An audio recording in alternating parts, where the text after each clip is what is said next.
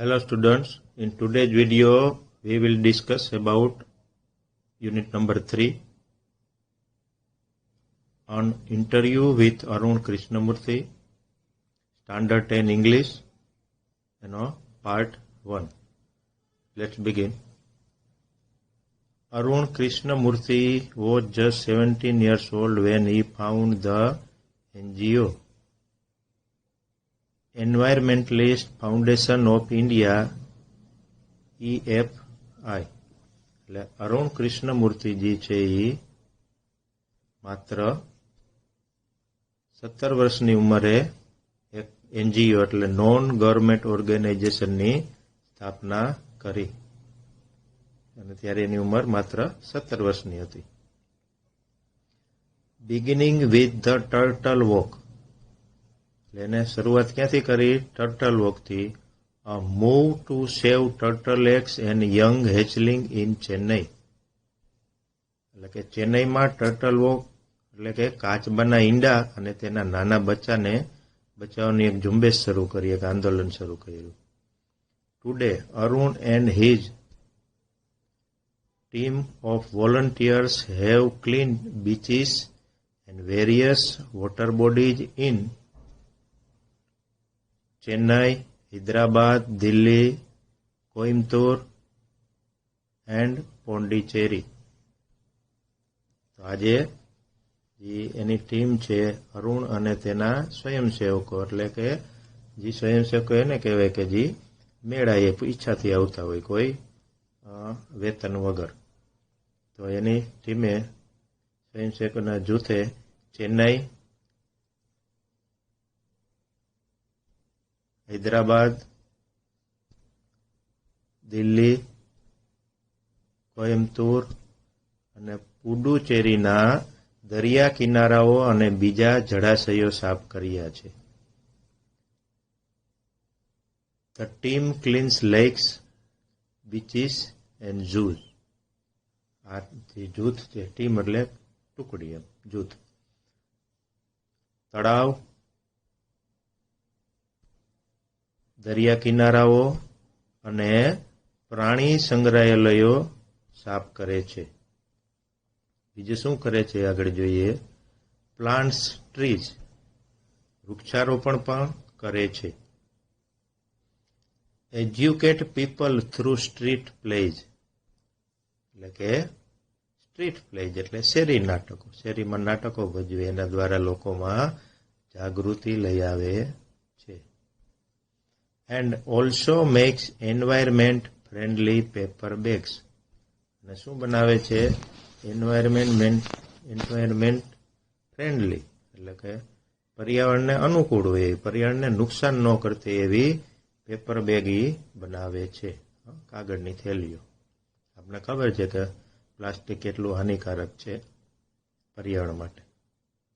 Arun's team has students, એટલે અરુણના જૂથમાં એવા વિદ્યાર્થી છે who joins him when they were in class 7.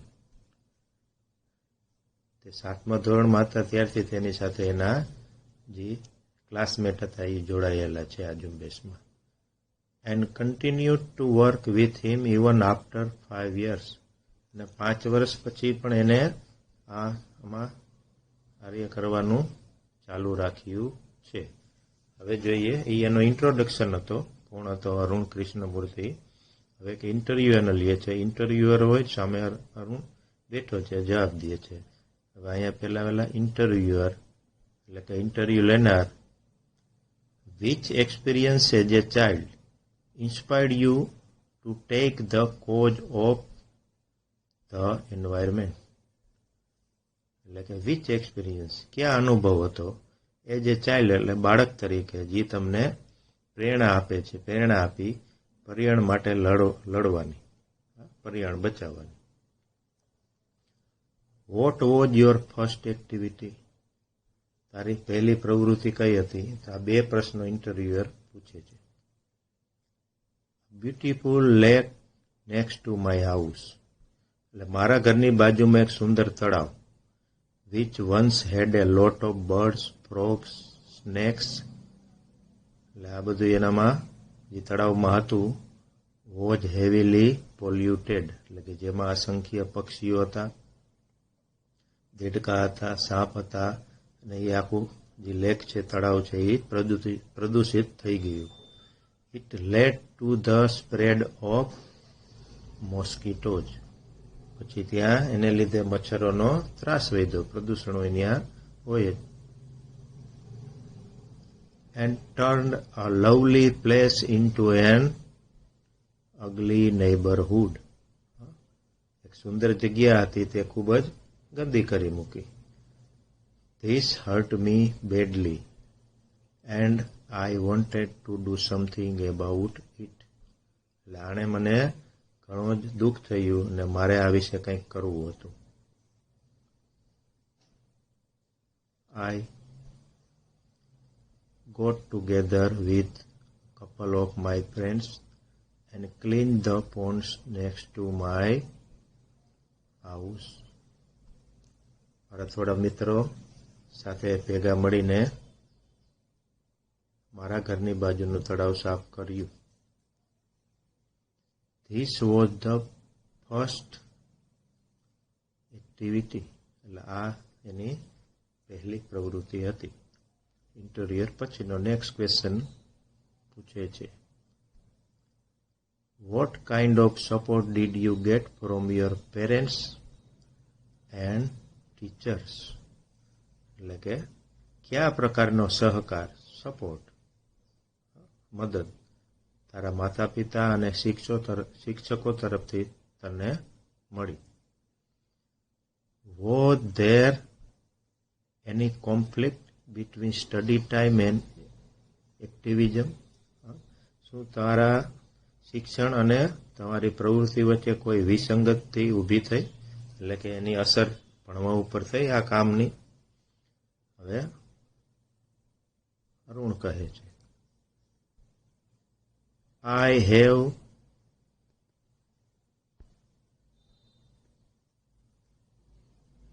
have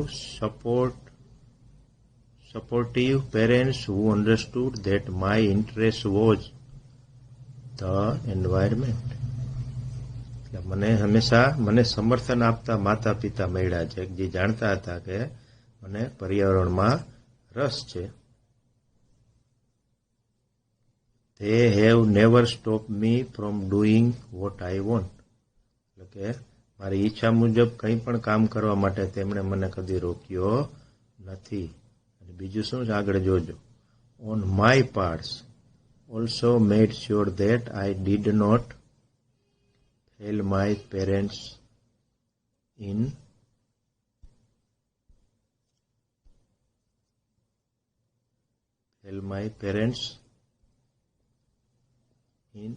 any way, એટલે કે મેં પણ મારા માતા પિતા કોઈ પણ રીતે નિરાશ ન થાય એની પૂરતી કાળજી લીધી, એમ કહેવા માંગે છે અરુણ કૃષ્ણમૂર્તિ, એમ ઇન્ટરવ્યુઅરને કહે છે.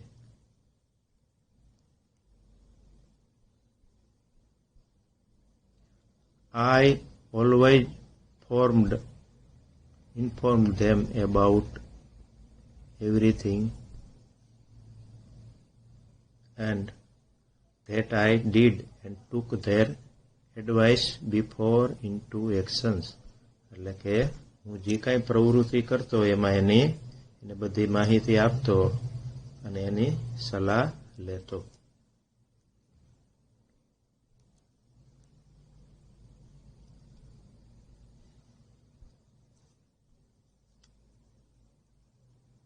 I have teachers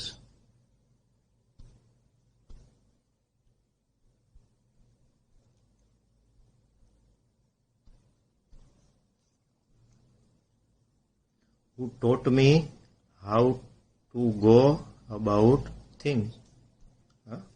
એટલે મારા શિક્ષકોએ કામ કઈ રીતે પાડવું તે પણ મને શીખવ્યું છે. They also taught me, તેઓ એ પણ શીખવ્યું છે શું? Humility,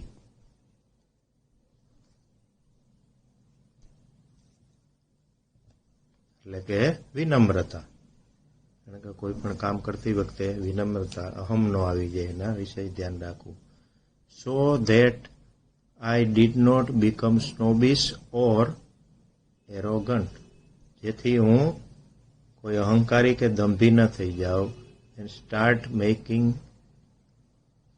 thinking I was a superstar because I was doing all this environment work. એટલે કે હું આ પર્યાવરણનું કામ કરી એક મહાનાયક થઈ ગયો છે એવું વિચારવા ન લાગુ. એટલે કે એને એવી રીતનું એના ટીચરે શિક્ષકોએ શીખવાડ્યું છે. They taught me to be simple and keep learning all the time. તો મને શીખવાડ્યું છે કે હંમેશા સરળ રહેવું અને નિરંતર શીખતા રહેવું.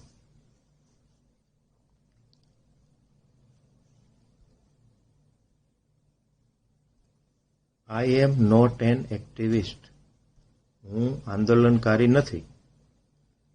I am an environmentalist. હું એક પર્યાવરણવાદી છું. આમાં ઋણ કહે છે. I have learned so much by doing this work. એટલે કે આ કામ કરીને હું ઘણું બધું શીખ્યો છું.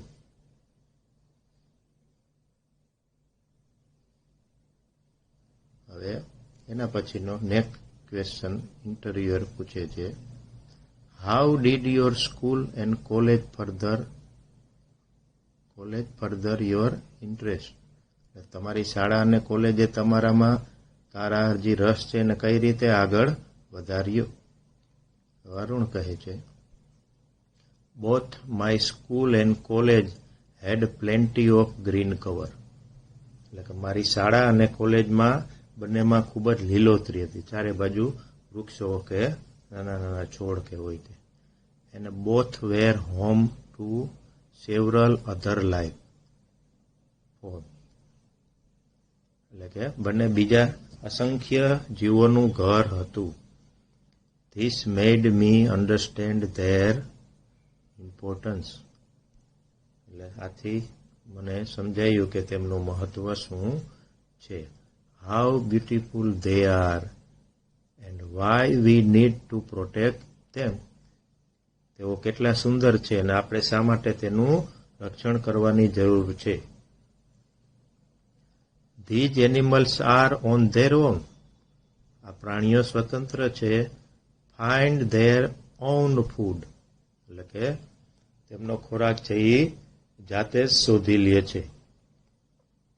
And are always active. હંમેશા પ્રવૃત્તિમય હોય છે, કંઈક ને કંઈક કરતા હોય. On the move. કાર્યરત હોય છે. And never lazy. અને ક્યારેય આળસ કરતા નથી. એમ આ બધું એનું ઓબ્ઝર્વેશન છે. એની આજુબાજુ જે પર્યાવરણ હતું એને નાનપણથી જોયેલું છે. It is so positive. We have a lot to learn from them. એટલે કે આ ઘણું પોઝિટિવ એટલે કે હકારાત્મક છે અને આપણે તેમની પાસેથી ઘણું શીખવા જેવું છે. ઇન્ટરવ્યુઅર એના પછીનો નેક્સ્ટ ક્વેશ્ચન પૂછે છે, did you feel any hesitation in quitting a well paying job and venturing into the full time? એટલે કે ફીલ એની હેજિટેશન એટલે કે કોઈ તને અવઢવ થયો આમ આ નિર્ણય લેવામાં. ક્વિટિંગ એટલે છોડવામાં. વેલ પેઇંગ જોબ સારી એવી ટૂંકમાં સેલેરી પગાર મળતો એવી નોકરી છોડીને અને આ કામમાં જંપ લાવતા પહેલા તને કઈ એવો આ કામ કરવું કે ન કરવું કે એવું અવઢવ થયો કે વિચાર આવ્યો કે નહીં? What were the options you weighed before you arrived at your decision? એટલે કે આ નિર્ણય લેતા પહેલા તમને કયા કયા વિકલ્પો વિશે વિચાર્યું હતું? એટલે કે નોકરી છોડી દઈ તો પછી શું થાય, શું ન થાય? અહીંયા અરુણ એનો જવાબ આપે છે. It is always good to decide in favour of what you really love to do. It is always good, એ હંમેશા સારું હોય છે. ટુ ડિસાઇડ નક્કી કરવું. In favour of what you really love to do. જે તમે ચાહતા હો, જે તમને ગમતું હોય કરવામાં નિર્ણય લેવામાં હંમેશા સારો જ હોય છે એ નિર્ણય. I quit my job at Google. મેં ગૂગલની નોકરી છોડી, આમ અરુણ કૃષ્ણમૂર્તિ ઇન્ટરવ્યુઅરને કહે છે. But I still keep in touch with my friends there. નોકરી છોડી દીધી છે, પણ હજી હું આજે પણ ત્યાંના મારા મિત્રો સાથે સંપર્કમાં છું. So only my duties at Google have come to an end. એટલે શું કહે છે કે ગૂગલમાં જે સર્વિસ કરતો હતો એની ડ્યુટી એટલે કે ફરજનો અંત આવ્યો છે. મારી ગૂગલમાં ફરજ પૂરી થઈ છે. Not my emotional bond. એના સાથે લાગણી ભર્યા ભાવનાત્મક સંબંધો છે એ પૂરા થયા નથી. એટલે હજી એના જે મિત્રો જે સાથે ટચ મારીએ છે, સંપર્ક મારીએ છે. I understood that I had to leave the job at that minute in 2010. હવે ઇન્ટરવ્યુઅરને કહે છે અરુણ કૃષ્ણમૂર્તિ કે 2010ની તે ક્ષણે મને સમજાયું. I understood that I had to leave એટલે છોડી દેવી, જોબ એટલે નોકરી, એટ ધેટ મિનિટ એટલે એક ક્ષણે, ઇન 2010 એટલે 2010માં, or else I would never be daring enough to do so. નહીં તો હું તેમ કરવાની હિંમત કદી કરી શકત નહીં, એમ કે ત્યારે એ ફાઇનલ નિર્ણય 2010માં એને લઈ લીધો. I could not sit back and enjoy life. હું આરામથી પાછળ બેસી ન શકું અને જીવન માણી ન શકું. હા, કુડ નોટ સિટ એટલે એમને કઈ કામ કર્યા વગર. કામ એટલે કે જોબ તો ઠીક છે, પણ એ સિવાય કોઈ સમાજનું કે નેચરનું, પર્યાવરણનું કામ કર્યા વગર એમને જીવન માણી શકું નહીં. When environmental damage was happening on such a large scale. જ્યારે પર્યાવરણને આટલા મોટા પ્રમાણમાં નુકસાન થતું હોય ત્યારે હું એમનો હાથ ઉપર હાથ ધરીને બેસી શકું નહીં, એમ કહે છે. I wanted to do something. એટલે હું કંઈક કરવા માંગતો હતો, મારે કંઈક કરવું હતું. And that something needed my full attention. એટલે કે ધેટ સમથિંગ એટલે તે કંઈક, એમ તે કંઈક ને મારા જે કંઈક કરવાનું હતું એમાં પૂર્ણ ધ્યાનની જરૂર હતી. એમ કે આખું કોન્સન્ટ્રેશન એ જ કામમાં વાપરવું, પછી અડધી જોબ કરીને અડધું કામ કરીને એમ નહીં. So I left Google for EFI. તેથી મેં ગૂગલની મારી જે નોકરી હતી, જોબ હતી, છોડી દીધી. કોના માટે? EFI એટલે પોતાની જે સંસ્થા છે એના માટે એને આ જે ગૂગલની સારી એવી સેલેરીવાળી જોબ એ અરુણ કૃષ્ણમૂર્તિ છોડી દે છે. તો અહીંયા આપણો આ પાર્ટ 1 ભાગ 1 પૂરો કરીએ છીએ.